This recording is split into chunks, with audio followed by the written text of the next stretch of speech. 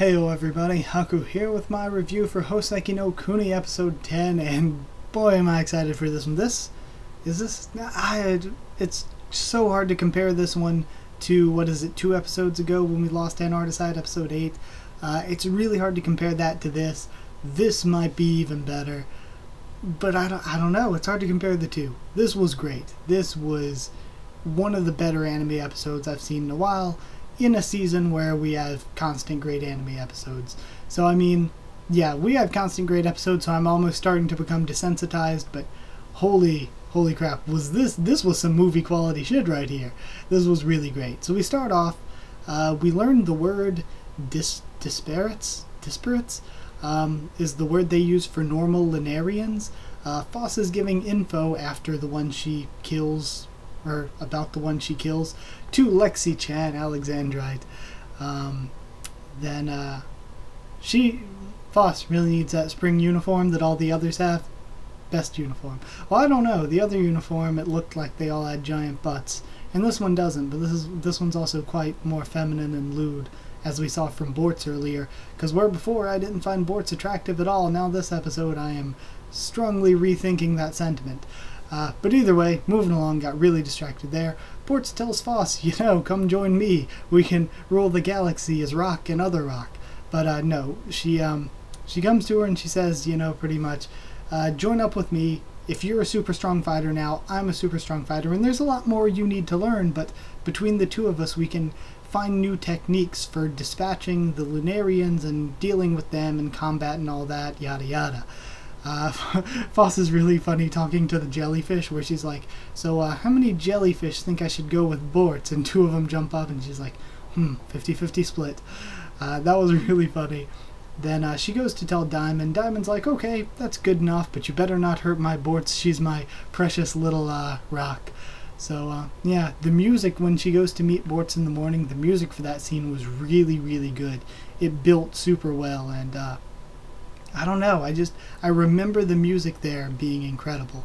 And Diamond seems to be having trouble dealing with sort of Bortz going, I guess it's maybe jealousy of some sort, but Bortz going off with Foss kind of bothers her a bit, but she tells Euclase, Rutiel, and Jade that she trusts Bortz, but she does hate this, hates what's going on, feels like she's being left behind and stuff.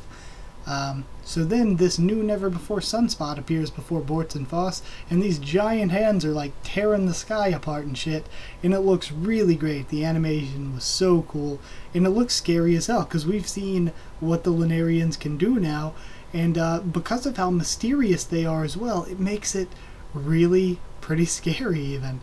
So I thought that was great. The fight looked awesome. The animation, I wouldn't even question whether I want this to be 3D CG or not now.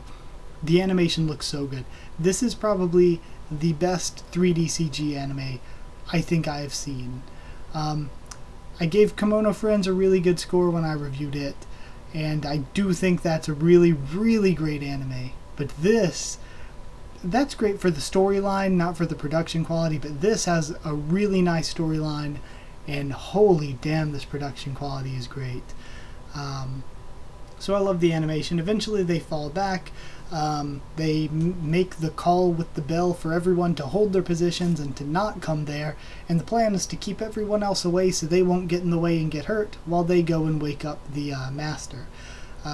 So it's kind of weird that they haven't gone and done that yet. They kind of just screwed around a bit inside, but either way they plan to go wake up Sensei. So the thing gets inside the school. The music theme for it, from the beginning when they're first fighting it all the way to when it's first chasing around Diamond, the musical theme that they use for this creature is really cool. I love the stealth sequence. Ooh, that was tough to say while talking for like over 20 minutes or so now, probably over 30 minutes, but because I recorded a bunch of videos before this. But her sneaking over all the desks and stuff, and the little reception-ish area, her sneaking around there and stuff, just all the different angles they use and the way the camera panned around and all that, it was really cool.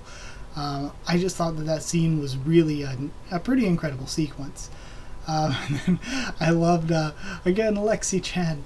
I really loved when she's like, all right, I've stayed up all night working on all these papers based on what Foss said, now I can get some sleep.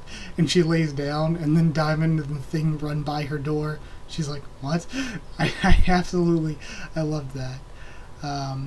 And really, this episode, and I guess last episode too, I really liked Alexandrite. She's moving up the list of favorite rocks, top rocks.